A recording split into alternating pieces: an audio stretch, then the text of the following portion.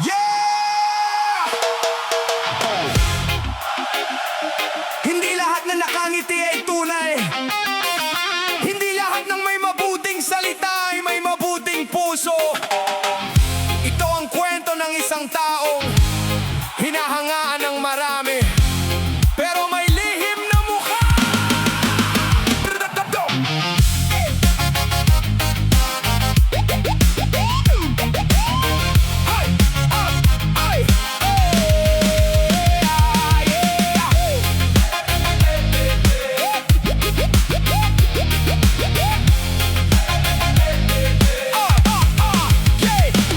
Lumaki siya sa lugar na pulo ng papuri.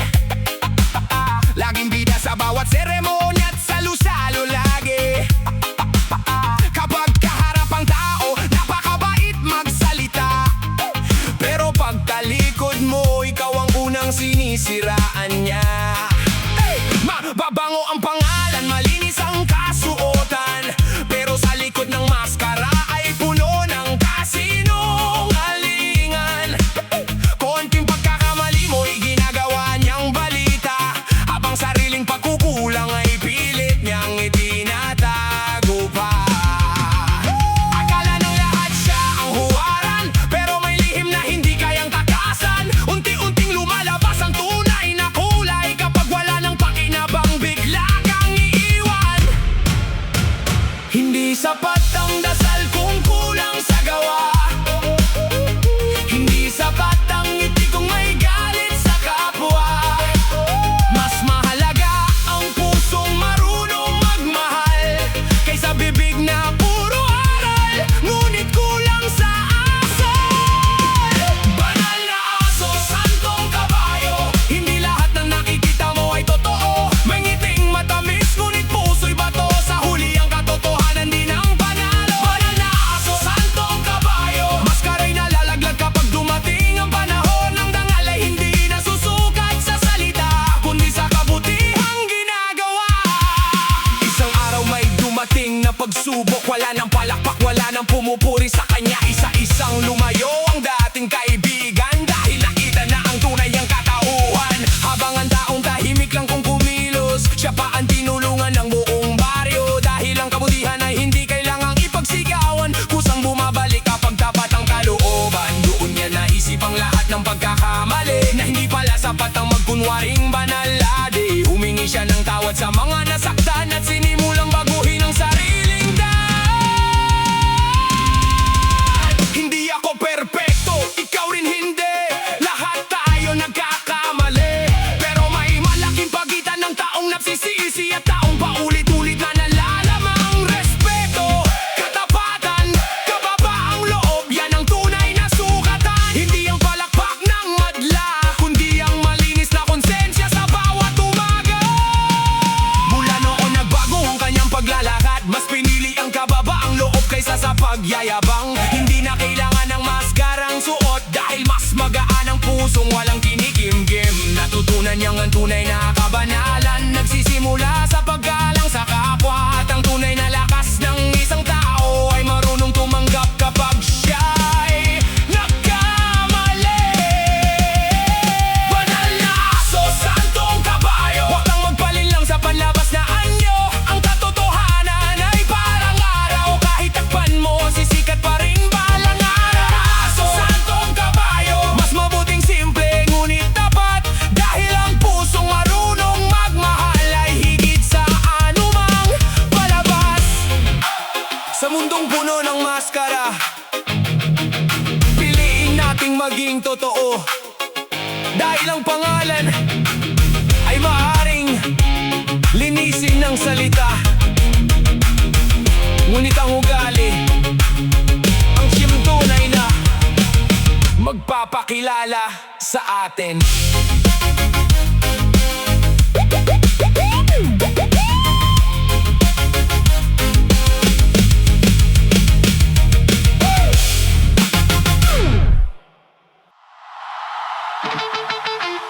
Yeah! Hindi lahat ng kagat ay mula sa hayop. Minsan ang pinakamalalim na sugat galing mismo sa kapwa-tao.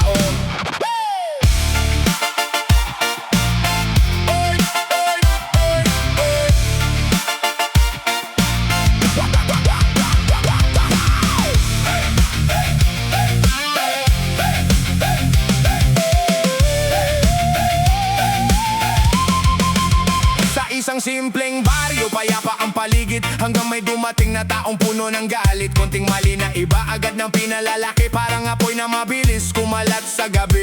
Mainit ang ulo, laging naghahanap ng away, hindi marunong makinig, gusto siya ang tama palagi. Kaibigan ay unti-unting lumalayo dahil sa asal ning parang bagyong walang preno.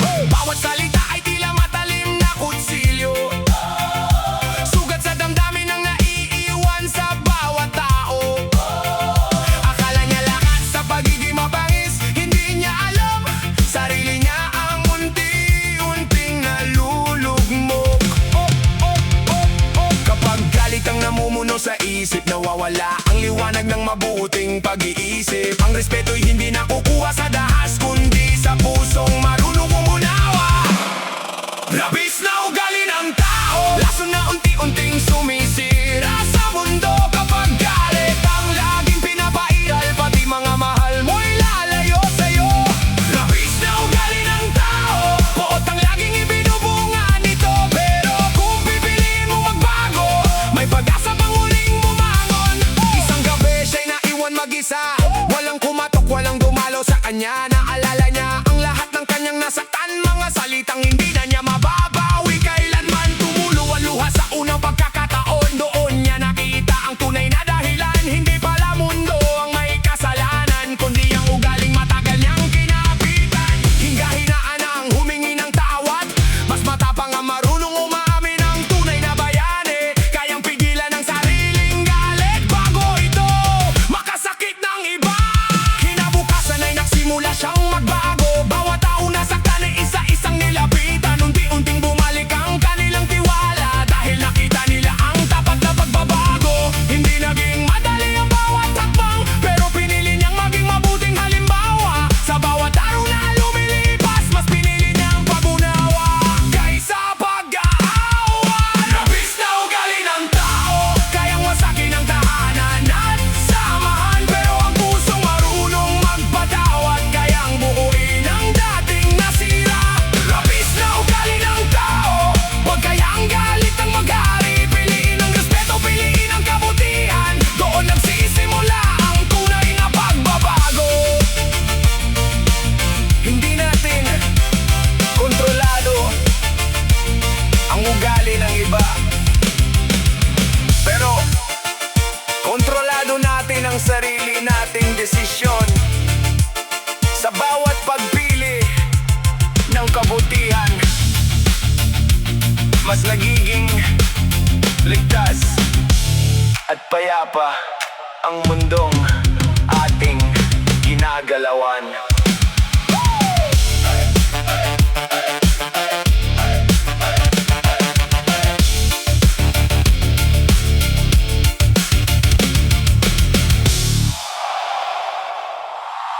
Yeah! Hindi lahat ng maingay ay may katotohanan. Minsan, ang pinakamalakas na tahol ay walang laman.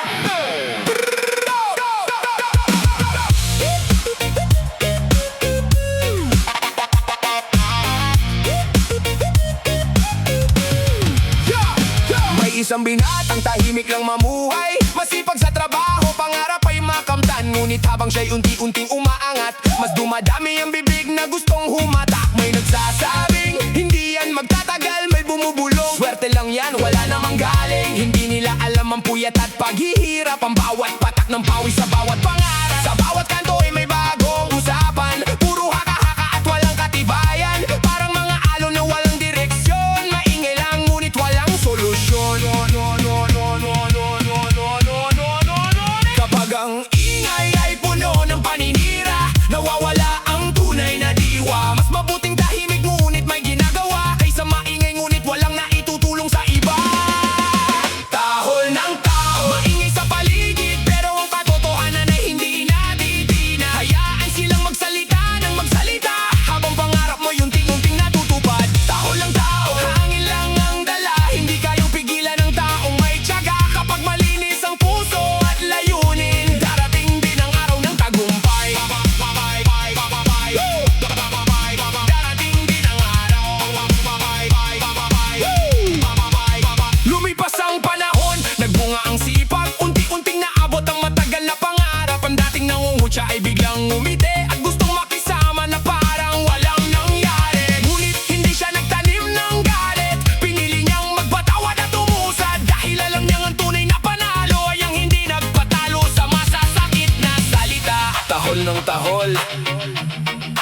wala namang kagat. Salita'y parang hangin, dadaan at lilipas.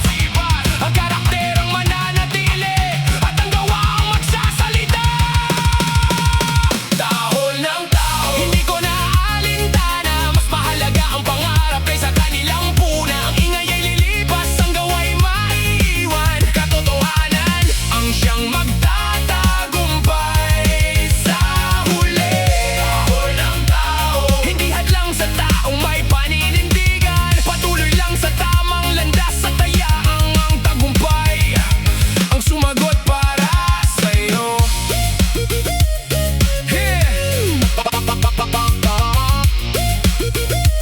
Hindi mo mapipigilan ang bibig ng iba, pero mapipili mo kung paano ka tutugon. Kapag ang layunin mo ay malinis, ang pinakamagandang sagot ay ang patuloy na paggawa ng tama. Wow!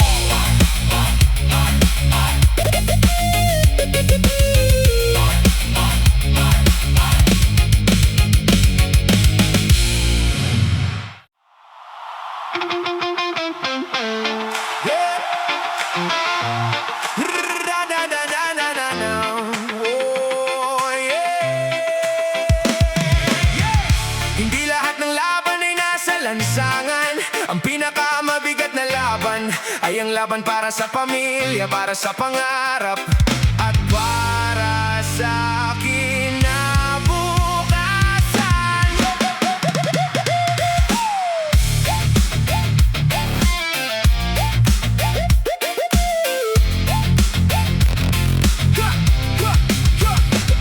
Isang batang lumaki sa hirap ng buhay, bahay na maliit, bubong ay may tagas. Kahit kapos sa pagkain tuwing gabi, ngiti pa rin ang bahon sa bawat sandali. Maagang gumising bago sumikat ang araw, bitbit ang pag-asa kahit pagod ang katawan. Hindi siya umatras sa bawat unos dahil alam niyang may naghihintay na bukas. Sabi ng iba, hindi mo kakayanin, pero hindi niya pinakinggan ang kanilang hiling. Sa bawat pawis na tumutulo sa lupa, unti-unting nabubuo ang kanyang pangarap.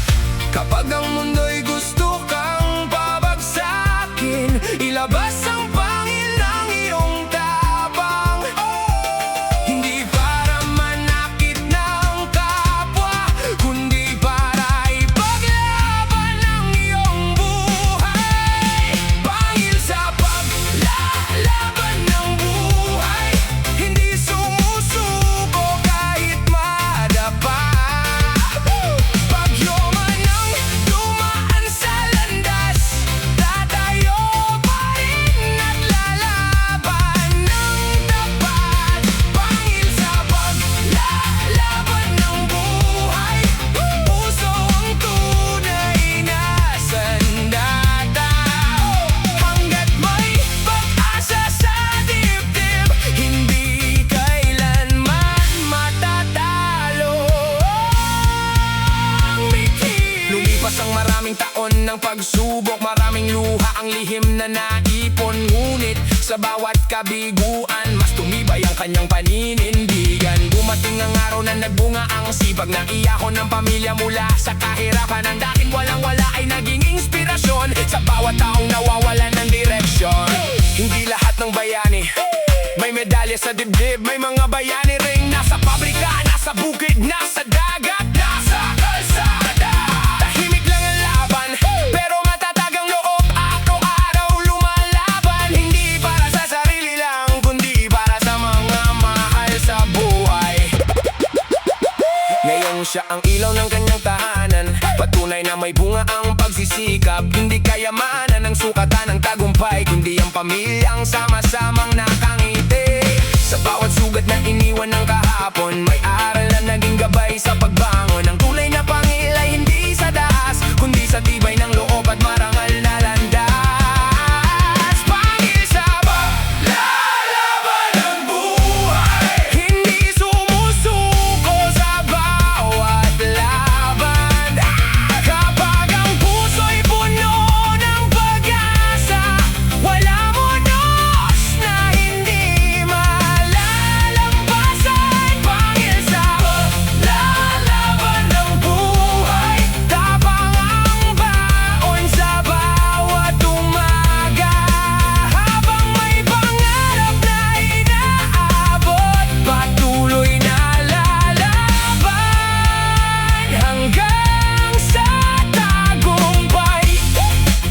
Ang tunay na pangil ay hindi ginagamit upang manakit. Ginagamit ito bilang simbolo. Ang tapang, sipag, at tibay ng loob. Dahil sa bawat taong hindi sumusuko, may kwentong nagbibigay ng pag-asa sa susunod na henerasyon.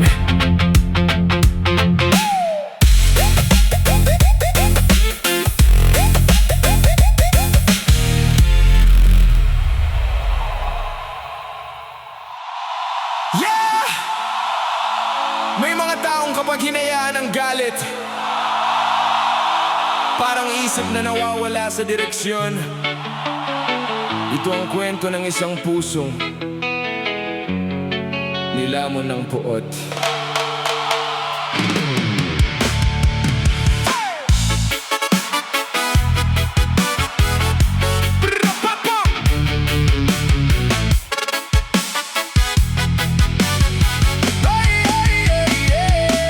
Sa simula'y mabait, maayos ang pamumuhay, may pamilya, kaibigan at mga pangarap. Ngunit dahil sa inggit at walang tigil na galit, unti-unting nagbago ang kanyang pag-iisip. Bawat salita'y puno ng paninira, bawat kilos ay naghahanap ng gulo.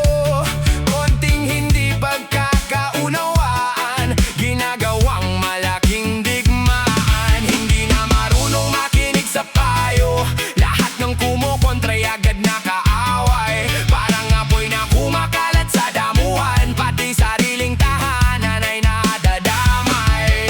Kapag ang galit ang naging amo, nawawala ang bait at paggalang. Kapag puot ang laging pinapakain, kapayapaan ang unang namamatay. Asong ulol na ugali ng tao, galit ang siyang laging pinapairal. Imbes na magmahal at mag-unawaan, puro sigaw ang naririnig ng bayan. Asong ulol na ugali ng tao, hindi kailanman nagdadala ng tagumpay. Kapag puso ang muling pinakinggan, may pag-asa pang magbago ang daan.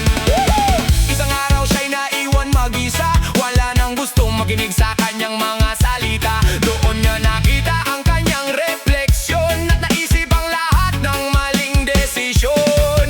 Naalala ang pamilyang kanyang nasaktan, mga kaibigang kanyang tinalikuran. Ang dating puno ng buot na dibdib, unti-unting natutong humingi ng tawad. Ang tunay na lakas, hindi ang pinakamalakas, sumigaw ang tunay na tapang. Marunong magpigil ang tunay na panalo, hindi sa dami ng kaaway, kundi sa dami ng relasyong naingatan.